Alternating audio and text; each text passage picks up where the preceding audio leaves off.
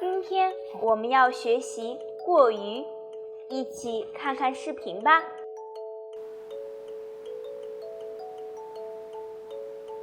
阳光，咱们出来喝咖啡，你眼睛就几乎没离开过手机，你也太爱玩手机了吧？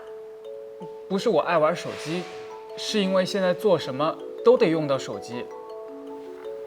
定闹钟、看新闻、坐地铁、点外卖，都要用到手机。我觉得你说的过于夸张了，难道不会用手机的老爷爷老奶奶就无法生活了吗？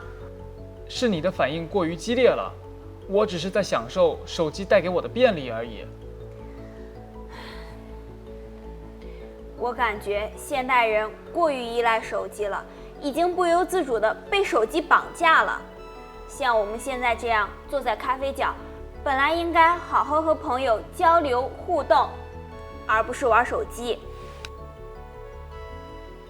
你说的有道理，别生气了，一会儿我请你吃火锅。好吧，看在火锅的面子上，我原谅你了。过于是副词，表示程度或数量上超过了一定的标准，它可以用来修饰形容词或动词。比如，我觉得你说的过于夸张了。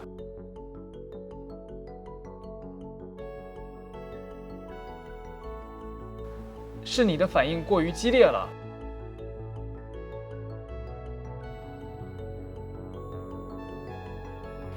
我感觉现代人过于依赖手机了。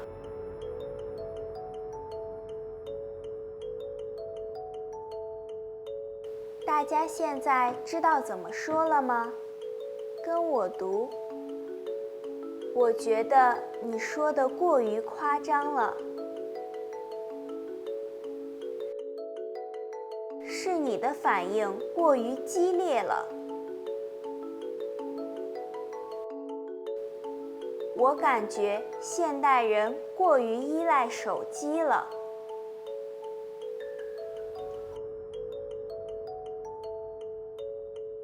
科技确实带给了我们很多便利，但你是不是被科技绑架了呢？你平时过于依赖手机吗？你开车的时候过于依赖导航吗？有机会告诉我吧。再见啦。